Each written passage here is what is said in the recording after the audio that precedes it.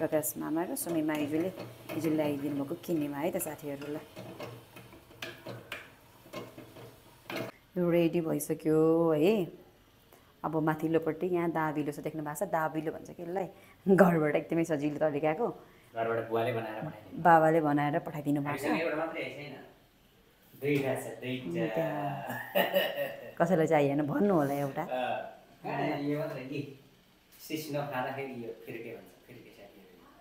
फिर्के पनि सानो पापाले बनाउनु भएन यो।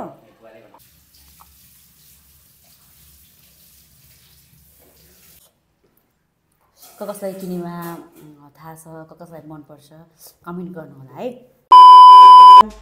हेलो एभ्रिवान, सेवा नमस्कार, welcome back to another new video. It's me Basanti Rai. I hope सबैजना आरामै हुनुहुन्छ होला भन्ने मैले अपेक्षा गरेकी छु र त्यसै गरी म पनि तपाईँहरूको माया अनि आशीर्वादले गर्दाखेरि एकदमै आरामै रहेकी जानकारी गराउन चाहन्छु। र धेरै समयपछि चाहिँ मैले भिडियो बनाउन लागिरहेको छु। आज पनि मुकबाङ टाइपको भिडियो र स्पेसल्ली अलिकति फरक छ अरू बेलाभन्दा होइन। आज चाहिँ स्पेसल्ली कोदोको ढिँडो र किनेमा, कतिलाई थाहा छ, राई समुदायमा बढी थाहा होला। र यो किनेमाको चाहिँ तरकारीसँग मुकबाङ गर्दैछौँ हामी। मुकबाङ मतलब किनेमा र ढिँडो खाएको चाहिँ हामी कसरी पकाउँछौँ त्यो पनि देखाउँछौँ होइन साथीहरू। अनि त्यो बनाउने तरिका, किनेमा बनाउने तरिका त म तपाईँहरूलाई भन्छु भन्न चाहिँ, तर अब ठ्याक्कै यसरी बनाइन्छ भनेर देखाउनु चाहिँ मिल्दैन। त्यो चाहिँ हिजो मामाजीले ल्याइदिनु भएको किनेमा र हाम्रो कोदोको पिठो पनि कान्छा देवरको साथीले ल्याउनु भएको जस्तो लागेको छ मलाई। र आज चाहिँ स्पेसली त्यो संयोग जुडेको छ साथीहरू। अनि त्यही भएर त्यो चाहिँ खाउँ भन्ने सल्लाह भएर हामी बनाउन लागिरहेछौँ साथीहरू। र किनेमा चाहिँ कसरी बनाउने भन्नुहुन्छ भने सबै कुरा त मलाई पनि थाहा छैन, तर त्यो हुन्छ नि भटमास थाहा छ नि तपाईँलाई। भटमास भट्टा पनि भन्नुहुन्छ कतिले होइन। त्यो भटमास हुन्छ, त्यो भटमासलाई चाहिँ बोइल गर्नु पऱ्यो। अनि बोइल गरिसकेपछि अनि त्यसलाई चाहिँ कुट्नुपर्छ। त्यसलाई तातो लगेर टक्क गाउँघरमा चाहिँ ओखलीमा हुन्छ होइन। अनि सहर बजारमा त प्रायः बनाउनु होला, गाउँघरमै बनाउने होला। अनि टक्क ओखलीमा तातो कुट्नुपर्छ। कुटिसकेपछि एउटा डालो जस्तो टाइपको हुन्छ कि साथीहरू। अनि डालो अथवा के हुन्छ होइन, त्यसमा चाहिँ बाहिरपट्टि गोगुनको पातहरू हुन्छ होइन। त्यसपछि धोसुरीको पात पनि हुन्छ क्यारे होइन। त्यसले चाहिँ ऱ्याप गर्ने बाहिरबाट। अनि टक्क माथिबाट छोपिसकेपछि अनि टक्क त्यो पल्टाइ राख्नुपर्ने हुन्छ, अगेनाको छेउमा राख्नुपर्ने हुन्छ होइन। अनि त्यो टाइपले बनाउनुपर्छ यो चाहिँ होइन। कतिलाई त थाहा पनि छ होला यसको विधि चाहिँ होइन। तर एकदमै टेस्टी हुन्छ यो, सबैको फेभरेट होला धेरैजनाको होइन, हेरिरहनु हुनेहरूले पनि। यो किनेमा तयार पार्नको लागि मैले भनिरहेको थिएँ नि साथीहरू, माथिबाट चाहिँ त्यो ऱ्यापिङ गरेर राख्ने। 3 दिन राखिसकेपछि अनि त्यो चेक गर्नुपर्छ त्योभित्र, त्यसमा त्यो हुन्छ नि एक किसिमको त्यसलाई टेस्ट चाहिँ यसरी गर्नुपर्छ क्या। मतलब यस्तो गरेर यो त सुकिसकेको छ, यस्तो टेस्ट गर्दाखेरि जति लामो यस्तो जेलहरू तानिन्छ नि, त्यो जेल तानिएको चाहिँ त्यो एकदमै पर्फेक्ट भएको हुन्छ क्या साथीहरू। अनि तयार भइसकेपछि चाहिँ अनि टक्क घाममा सुकाउनुपर्छ 4-5 दिन अथवा 3-4 दिन मजाले सुकाउनुपर्छ। अनि सुकाइसकेपछि रेडी हुन्छ। तर यसको कतिपय साथीहरूलाई चाहिँ यसको बास्ना, यसको चाहिँ सेन्ट चाहिँ मन नपर्न सक्छ, बास्ना गन्ध होइन, एक किसिमको अलिकति नमिठो टाइपै लाग्न सक्छ। तर पकाएर खाँदा चाहिँ एकदम टेस्टी हुन्छ यो कुरा। खानेहरूलाई चाहिँ थाहा होला, नखानेलाई चाहिँ अब त्यस्तै हो होइन साथीहरू, त्यस्तो हुन्छ। अनि यो चाहिँ हामीले अब रेडी गर्न लागिरहेछौँ है। तातो पानी बनाइसकेको छ, तातो पानी टक्क हाल्नुपर्छ। अनि यसलाई भिजाउनुपर्छ केही समय। यसमा केही गर्नुपर्ने सफा छ यो होइन। त्यसपछि चाहिँ पकाउनु पर्ने हुन्छ। के हालेर पकाउने पके पनि म काटेर तपाईँहरूलाई देखाउँछु। टमाटर हाल्ने हो यसमा होइन, लसुन पनि हाल्ने हो। अब अरू लसुन अनिवार्य हुन्छ यसमा।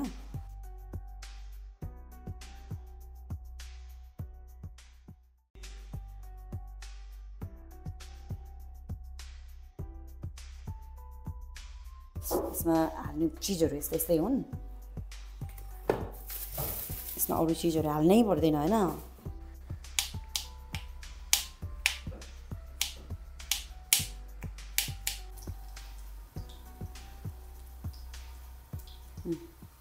यस्तै पारामा होइन।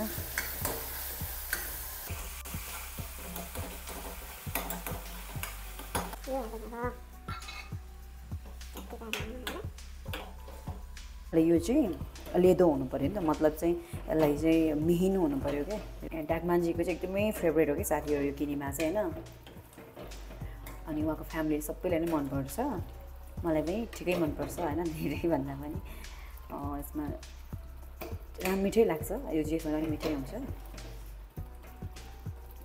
अब यो रेडी हुन लागि यसमा पानी फ्लस गर्नुपर्छ एकैछिनपछि अब यतापट्टि चाहिँ फेरि डाकमान्जीले ढेँडो बसाउन लाग्नु भएको छ कोदोको शुद्ध ढेँडो प्रकाश मामा र सुमी माइजूले हिजो ल्याइदिनु भएको किनेमा है त साथीहरूलाई ल अब चाहिँ फाइनल रेडी भयो है बुढा पानी हालिदिउँ ल फाइनल रेडी भयो अब यति भएपछि हुन्छ होला ल यसमा पानी हाल्दै हुनुहुन्छ डाकमान्जीले ल फाइनल हो यो नपकाउन कुकम्यान कुकर कुकजी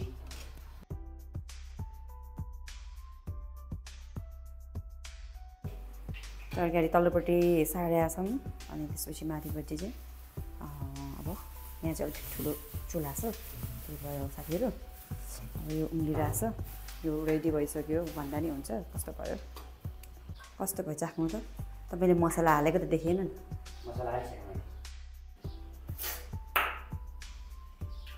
दामी भएको छ तर नुन अलिकति कम पर्ने ल अब चाहिँ पर्फेक्ट हुन्छ ठिक छ एकदम मैले अनुमान गरेर हालेको यो रेडी भइसक्यो है अब माथिल्लोपट्टि यहाँ दाबिलो छ देख्नु भएको छ दाबिलो भन्छ कि यसलाई घरबाट एकदमै सजिलो तरिकाको घरबाट बुवाले बनाएर बाबाले बनाएर पठाइदिनु भएको छ एउटा मात्रै छैन दुईटा छ दुईटा कसैलाई चाहिएन भन्नु होला एउटा यो मात्रै नि सिस्नो खाँदाखेरि यो फेरि के भन्छ फेरि के पनि सानो केही कुरा बोल्नु पर्यो भने मात्रै पापाले बनाउनु भएन यो बुवाले बनाएर यसलाई यसो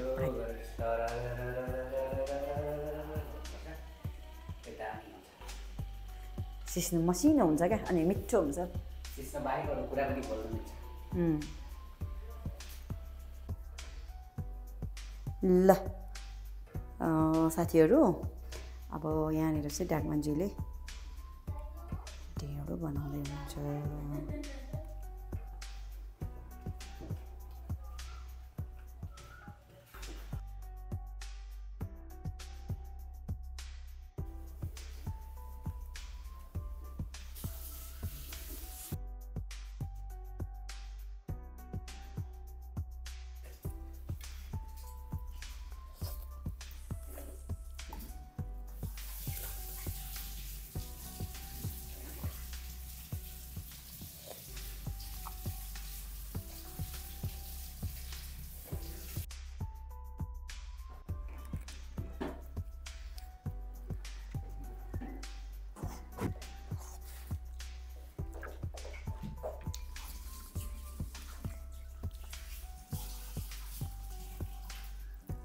सबैजनालाई खाइसक्नु भएको छ साथीहरू त्यही भएर मैले सबै भिडियो देखाउनै पाइनँ तर यस्तो बनाउने अनि टक्कै यसरी खाइदिने है त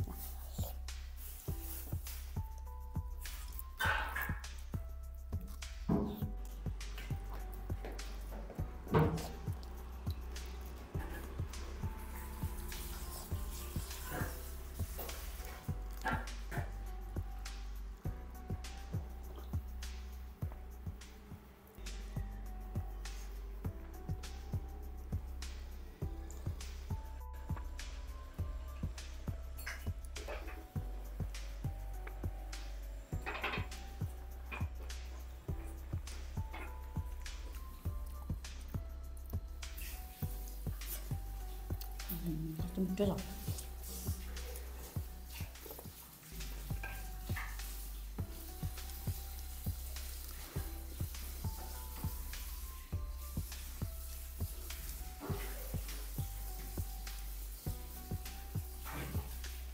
सबै खायो एकदमै मिठो लाग्यो साथीहरू तर मजाले मैले भिडियो देखाउन पाइनँ किनभने क्यामेरा मजाले सेट गर्नै सकिनँ साथीहरू त्यही भएकोले गर्दा एकदम मिठो थियो ढेँडो पनि मिठो अनि तरकारी पनि मिठो मिठो गरेर खाइयो कसलाई किनेमा थाहा छ, कसलाई मनपर्छ कमेन्ट गर्नु होला है। खोर्सानी खायो, एकदम टेस्टी भयो। अब सबैजनाको रिभ्यू लिन पाइनँ मैले। कान्छी बहिनी र डाकमानजीले पनि बसेर मजाले खाने ऊ बनाएको थियौँ। डाकमानजीको अफिस ढिला हुने भएकोले उहाँले खाएर गइसक्नुभयो। अनि त्यसपछि अर्को लास्टमा भिडियो बनाउँदा म ढिला भएँ। अनि कान्छी बहिनीले पनि खाइसक्नुभयो। टेस्टी भयो ल। Thanks for watching. Bye bye. Have a good day.